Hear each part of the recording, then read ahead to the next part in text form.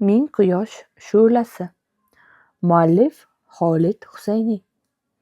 Ilkis onasining eng baxtiyor kunlaridan birini ko'z oldiga keltirdi. Qo'shni xotinlar ularning hovlisida o'tirib tutxo'rlik qilishardi. Uning o'g'li qanday o'lganini bilasizlarmi? So'radi Vachma kampir marvariddek yirik tut donasini tanlab og'ziga solarkan. Uni qarg'a ko'liga cho'kib ketgan deyishuvdi. Gapga aralashdi Jitining onasi Nila. O'sha kuni Rashid ulardek ichib mast bo'lib qolgan ekan. Vachma kampir og'zini tutga to'ldirib hafsala bilan chaynashga tushdi. Aytishlaricha ichaverib dumalab qolgan, tushda zambarak otilganda ham qilt etib qo'ymagan ekan. Kampir yutinib olgach hikoyasini davom ettirdi. Keyin nima bo'lgani ayon. O'g'li qachon suv bo'yiga borib qolganini ham bilmagan. Hushiga kelib qarasa, o'g'lining jasadi suv betiga qalqib yurgan ekan. Odamlar uni ko'rib yordamga oshiqibdi. Haligi bir nima qilishardi-ku, ha, sun'iy nafas oldirishibdi. Ammo bola o'lib bo'lgan ekan. Shuning uchun ham yaratgan ichkilikni harom qilganda deya gapiga xotima yasagandi Vachma kampir. Laylo farzand kutayotganini aytishi bilan eri darhol velosipedga mingashgancha Parvardigorga shukrona bajo keltirish uchun masjidga qarab yo'l oldi. Kechki ovqat paytida Rashid Maryamga ota bo'lajagini tantanavor istehzo bilan ma'lum qildi.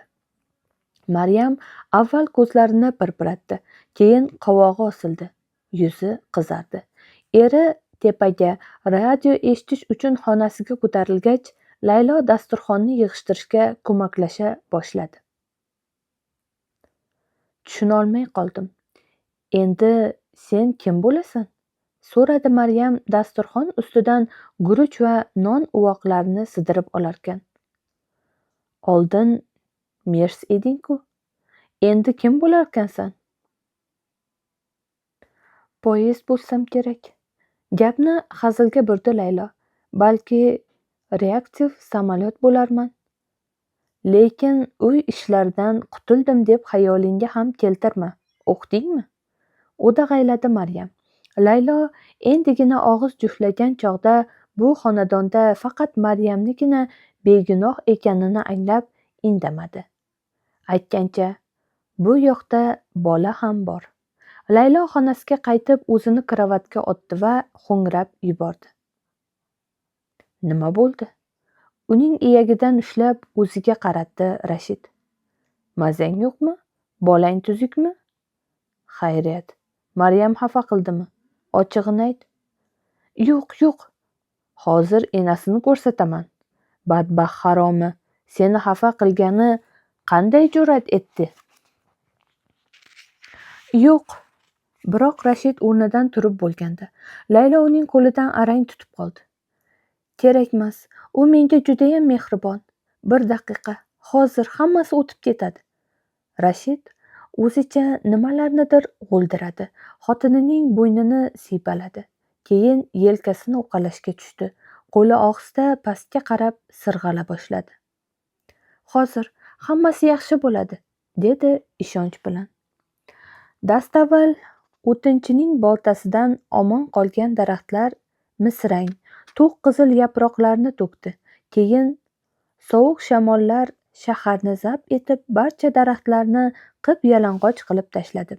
Jigarrang tepaliklar fonida yalang'och shox va novdalar yanada qo'rqinchliroq ko'rinardi. Birinchi qor ham yog'di, ammo yerda uzoq turmadi. Keyin yo'llarni muz qopladi. Tom va bog'otlarga sumalaklar osildi. Qor bilan birga Kobul osmonida shafqatsiz raketalarga qasdma-qasd varraklar ham paydo bo'ldi. Rashid bu gal ham urush haqidagi eng yangi xabarlarni olib kelgandi. Laylo kim bilan urushayotgani-yu kim bilan birlashganini arang tushuna boshladi. Rashidning aytishicha, Safiyov Hazoriylar bilan urushayotgan ekan. Hazoriylar esa Mas'ud bilan qirpichoq emish. Do'stum, qaysi tarafga o'tishini bilib bo'lmasdi. Kobulda otishmalar, raketalar zarbasi davom etardi. Elchixonalar yopilgan, maktablar ishlamasdi. Rashidning aytishicha, shifoxonalarning qabul bo'limida yaradorlar navbat kutib qoniga belanib yotsa-da, birov qaramasmish. Jarrohlik bo'limida oyoq-qo'llarni narkozsiz kesib tashlayotganmish. Lekin sen qayg'urma, asalim, dedi Rashid. Men seni xuddi tosh qalladek himoya qilaman. Birortasi seni xafa qilgudek bo'lsa, ichagini sug'urib, og'ziga tiqaman. O'sha qish Layloning atrofida allaqanday metin devor o'rab olgandek bo'ldi. Endi bolalik paytidagi musaffo osmon, otasi bilan birga borgan ko'pkari musobaqalari, onasi bilan kezgan savdo do'konlari, bolalikdagi dugonalari, ayniqsa Tariq bilan kechgan xushnud damlar qo'l yetmas orzuga aylangandi. Tariqning xayoli uni tamomila aqldan ozdirayotgandi.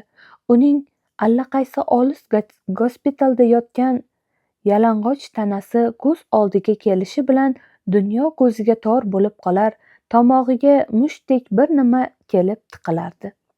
1992-yilning qishi. Kir yuvishu, uy tozalash bilan o'tdi.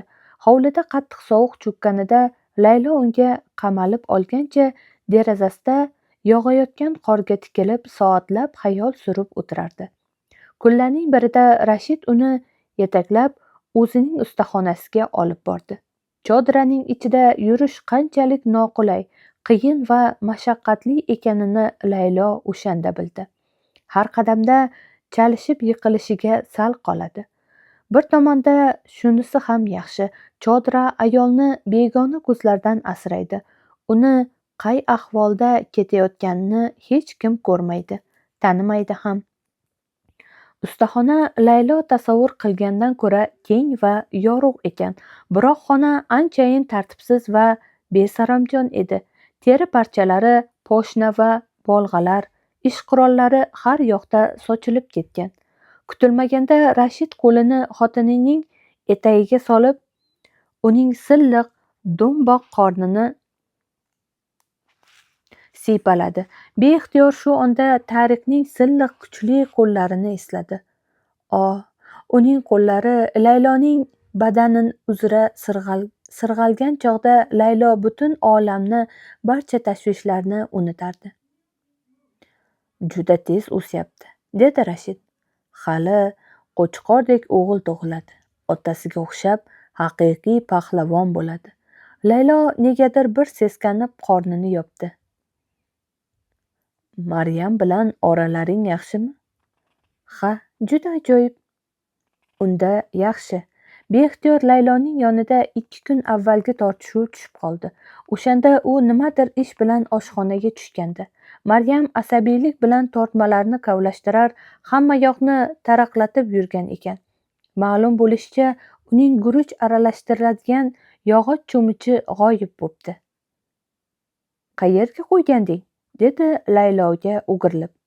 Men, Laylo ajablandi. Ko'zim tushmadi, o'zi oshxonaga kam tushaman. Ha, bilamiz, erka tantiqsiz. Axir o'zingiz ishni bo'lib bergansiz, pishir kuydir mening vazifam emas-ku. Demak, cho'mich oyoq chiqarib qochib ketibdi-da, shunaqami? Men unaqa demoqchi emasman. Laylo o'zini qo'lga olishga urindi. Balki siz boshqa joyga qo'ygandirsiz. Boshqa joyga? Maryam ko'zlarini olaytirdi. Bu yoqqa kelganingga qancha bo'ldi? Bir necha oy. Men bu yerda 18 yildan beri yashayman. Qoqindiq. Shu paytgacha cho'mich joyida turardi. Eshitdingmi? Bu cho'mich sen ishtoningni bulg'ab yurgan paytlaringdan beri bir joyda turib kelgan. Kim bilsin? Tishlarini g'irchillatdi Laylo. Qo'ygan joyingizni eslolmayotgandirsiz. Balki mening jonimni chiqarish uchun o'zing atayin yashirib qo'ygandirsan. Pastkash ayol ekansiz. Laylo bu safar o'zini tutib tura olmadi. Maryamning butun badani titrab ketdi. Sen esa o'g'ri va fohishasan. Tekinxo'r, eshitdingmi? O'shanda ayollar bisotlaridagi bor tahqironomus va behayo so'zlarni to'kib solishdi. Ammo xayriyatki, bu galgi jang jismoniy kuch ishlatishga borib yetmadi. Mana, o'shandan beri 2 kundosh bir-biri bilan gaplashmaydi. Faqat Laylo o'shanda bor ovozi bilan baqirib, yuragida yig'ilib qolgan dardni to'kib solganidan so'ng o'zida allaqanday qoniqish his etdi. Qiziq, o'shanda Maryam o'zini qanday his qilgan bo'lsa? O'sha kuni janjaldan so'ng Laylo yuqoriga erining yotog'iga chiqib o'zini karavotga otgan, yuzini yostiqqa bosgancha bor ovozi bilan ho'ngrab yig'lagan edi. Uning nazarida ota-onasini endigina o'ldirishgan va bu musibatdan yangi xabar topganday edi. Oshxonadan Maryamning qarg'angan ovozi eshitildi. Ko'zingga to'pqon to'lsin iloyo, tilginang kesilsin, baloga uchragin, xudoyo xudovando. Dafatan Layloning nafasi bo'g'ziga qadaldi. Shu topda qursog'idagi gumona bir qimirlab olgandi. 1993-yil. Bahor, erta tong. Maryam mehmonxona derazasi oldida turgancha eri Layloni qanday qilib darchadan o'tishiga ko'maklashayotganini kuzatib turardi. Layloning qappaygan qorni hatto keng paranji ostidan ham yaqqol bilinib turardi. Rashid uning atrofida girdikapalak bo'lar, xuddi yo'l noziri singari xotinining har bir harakatini nazorat qilar. Sekin, yana ozroq, mana bu yerga oyoq qo'y, bo'ldi asalim, singari gaplari Maryamgacha yetib kelardi. Ular kechki payt qaytishdi. Rashid bu gal birinchi bo'lib darchadan ichkari kirdi va darchani qarsillatib yoparkan, orqada kelayotgan Layloni turtib yuborishiga sal qoldi. Tez va yirik qadamlar bilan uy tomon yurdi. Yuzlari ancha bo'g'riqqan, kayfiyati tund edi.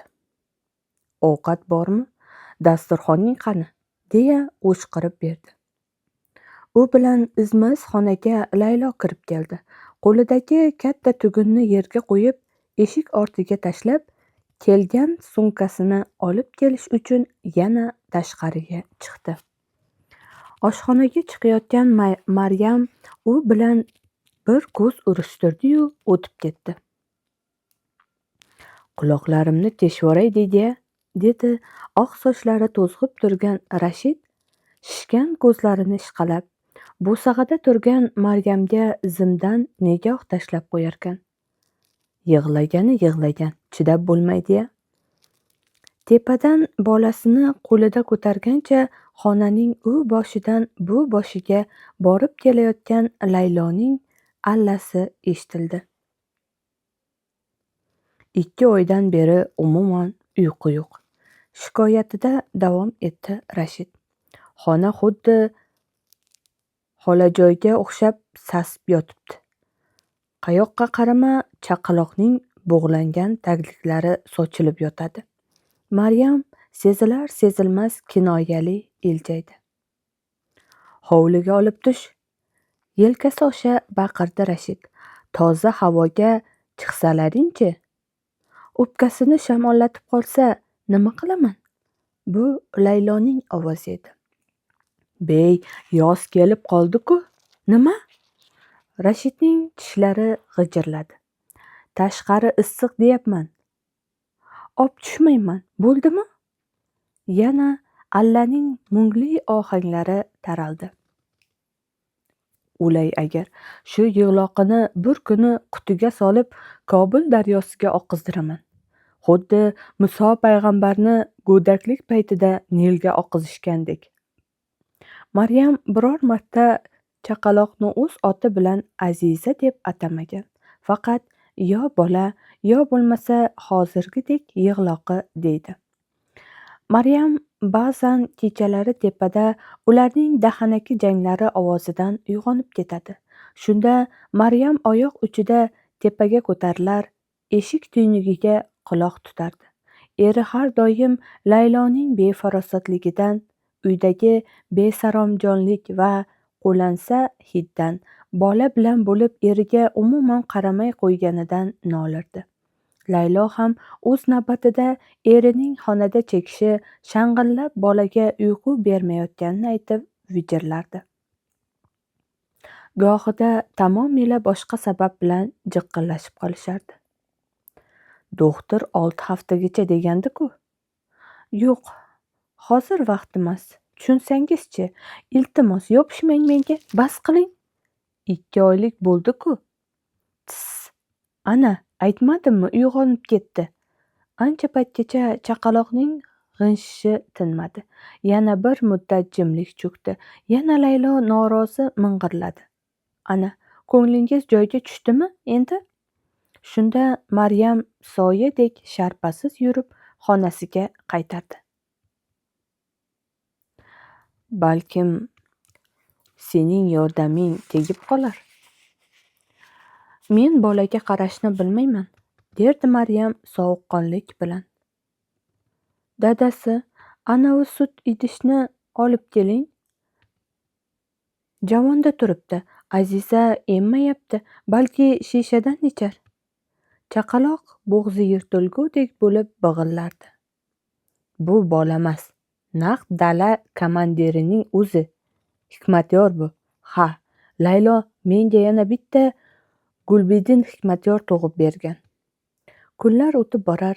Laylo Maryamning ko'z o'ngida bolani emzar, tagligini almashtirar, tebratib allalardi.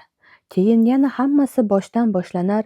Chaqaloq uxlab qolganda Layloning ifloslangan tagligini olib, kukunli suv solgan chelakka ivitib tozalar, keyin ularni dorga yoyib quritardi. Ba'zan eri aynan chaqaloqning narsalari sababli ham gapga o'lardi. Anavilarni nimaga chetga qo'ygansan? Ular o'g'il bolaniki, bizniki qiz-ku.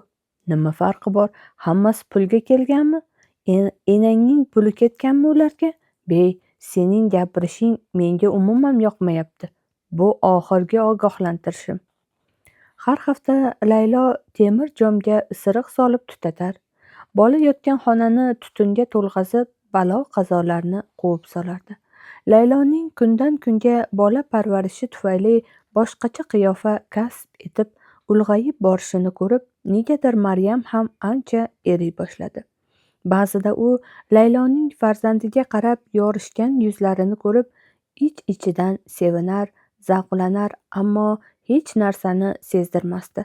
Ba'zida Laylo kechasi bilan uxlamay, ertalab ko'zlari qizarib tursa-da, uning yuzlaridan allanechuk xurramlik ufurardi.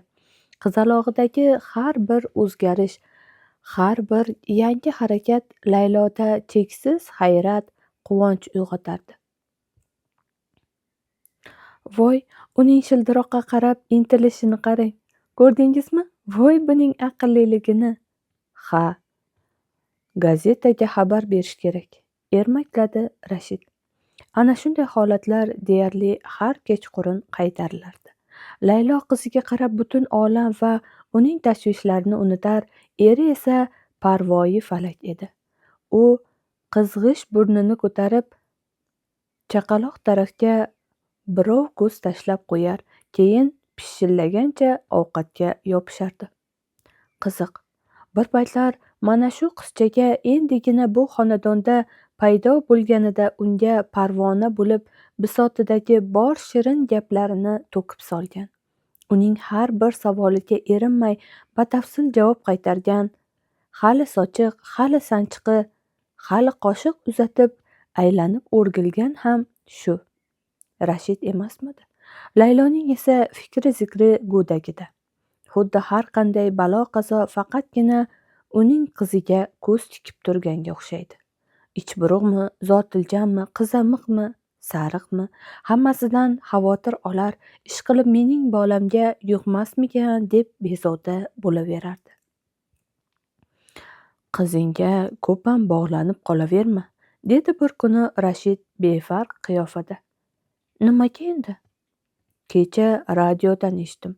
Afg'onistonda har 4ta bolaning bittasi 5 yoshga yetmasdan nobud bo'larmish. Iya, ha, qayoqqa? Senga gapiryapman. Qayt orqangga, qayt hoziroq. Keyin esa yelka qisib Maryamga qaradi. Unga nima jin urdi? Men bir yomon gapirdimmi? O'sha oqshom yarim tunda Maryam o'z xonasida bedor yotganida tepada yana janjal boshlandi. Odatda Qobulda saraton issiq va quruq keladi. Maryam derazani ochib qo'ydi. Qilt etgan shabada yo'q. Qaytaga bir uy chivin uchib kirdi. Tepadan Layloning qulog'ini yorib yuborgudek qichqirig'i eshitildi. Izma-iz chaqaloq yig'ladi. Keyin tepa yotoqning eshigi zarb bilan ochildi. Maryam otilib chiqqach, yana nimadir qarsillab ketdi. Zum o'tmay Maryamning eshigi ostonasida g'azabdan oqarib ketgan Rashid ko'rindi. U oq lunjida va qo'ltiq osti terdan ivib ketgan yengil ko'ylakda turardi. Qo'lida yosh xotini bilan to'yi oldidan sotib olingan yangi, teridan ishlangan kamarni osiltirib turardi. Hammasi sening ishing, vishilladi Rashid u tarafga bir qadam tashlab. Hammasiga sen aybdorsan. Maryam sakrab turdi va qo'llari bilan ko'kragini to'sgancha devorga suyandi. Ilk zarba ham aynan ko'kragiga kelib tushdi. Nima bo'ldi? O'zi, men nima qildim? So'radi u o'zini zarbalardan himoyalashga behuda urinib. U nimaga meni o'ziga yaqinlashtirmayapti? Uni sen yo'ldan urgansan, sen. O'tgan yillar mobaynida Maryam erining hamma iddaolari, masxara-yu ta'nalariga xuddi chindan ham aybdordek miq etmay chidab kelar. Ammo erining ko'zi g'azabdan yonib qonga to'lganida, qo'lida kamar qarsillay boshlaganida, xuddi yo'lbars qafasga tashlagan uloqchadek qaltirab qolardi. Hozir ham xuddi shunday bo'ldi. Avvaldan biluvdim, u sendan yaxshi narsa o'rganmasligini. O'kirdi Rashid, kamarni to'qasini shildiratib. Bo'ldi, bas qiling. Dafatan Layloning o'tkir ovozi jarangladi. Bo'ldi dedim, uyga kir. Laylo joyidan jilmadi. To'xtating. Yo'qol dedim. Navbatdagi zarba Maryamning yuz ko'zi aralash tushdi. Shu payt kutilmagan holat yuz berdi. Laylo Maryamning qo'liga xuddi kanadek yopishib oldi. Hatto Rashid qo'lini ham qimirlatolmay qoldi. Urmadi, biroq jon holatda qichqirdi. Yo'qol. Sizga o'sha narsa kerakmi? Kerakmi? Yuring. Faqat tegmang unga. Iltimos qilaman. Maryam xuddi qoqqan qoziqdek joyida qaqshab qoldi. Ular esa hamon bir-biri bilan olishib yotishardi. Shundagina Maryam zarbalar to'xtaganini his etdi. Rashid vahshatli qiyofada bir zum terga botgancha qotib turdi. Keyin kamar uchlarga qo'lini pastga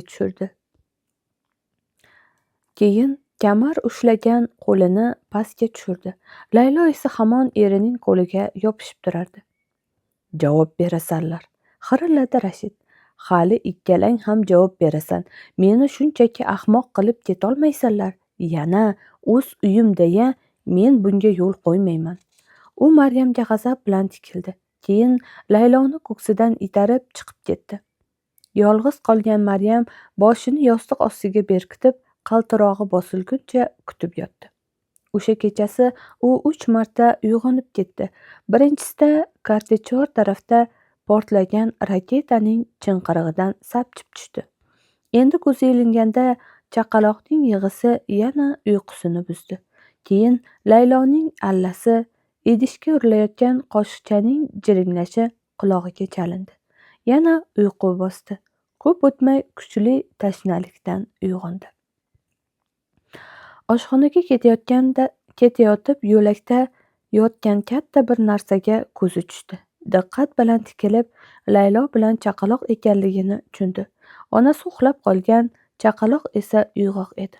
Maryam Kerosin chiroqni yoqib birinchi marotaba qizaloqning yuzlariga diqqat bilan tikildi. Sochlari, ko'zlari qop-qora, kipriklari qalin, yanoqchalari pushtirang, lablari xuddi g'arq pishgan anor rangidek. Chaqaloq ham unga diqqat bilan qarab yotar, xiyol yonboshida yotgan go'dak qizga qiziqish bilan qadalib turardi-da, mamnun chiyillab qo'ydi. Tiss, shivirladi Maryam. Oyingni yo'qotmagin tag'in. Yaxshiyam bechoraning bir qulog'i eshitmaydi. Qizaloq mitti mushtini og'ziga solib jilmaydi. Keyin yana og'zidan pufakcha chiqardi. Voy bo'y, onang seni namuncha o'rab chirmab tashlamasa. Shunday issiqda-ya. U ohista egilib bolaning ustidagi adyolni ochdi. Uning ostida yana bir qavat adyol borligini ko'rib hayratga tushdi va ayanchli bosh chayqadi. Ko'ksiga toza havo tekkan go'dak shodon qiqirlab qanot qoqishga urinayotgan polapondek oyoq-qo'llarini qimirlatishga tushdi. Endi qalay, yengil tortdingmi? Maryam bolani joyida to'lg'anib yotganda qo'l barmoqlari bilan adyolni boshmaldog'ini ushlab olgandi. Go'dak ayolga qarata "Qu" dedi. Xo'p. Faqat qo'limni qo'yvor. Yetar endi. Maryam barmog'ini ohista bo'shatib olgach, chaqaloq yana qo'quvlab iljaydi va mushtini og'ziga soldi. Namuncha xursandsan-a? Kulishingni qara buni. Otang qo'rs, onang tentak bo'lsa-yu, sening kulishingni qara. Agar buni bilganingda hech qachon kulmasding. Uxla endi.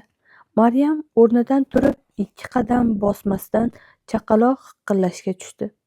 Hozir yig'lab olamni buzadi, o'yladi Maryam. Ha? Nima kerak senga? Nima xohlaysan? Chaqaloq tishsiz milklarini ko'rsatib iljaydi. Maryam xo'rsingancha o'tirdi va bir barmog'ini to'la-to'kis chaqaloqning ixtiyoriga topshirdi.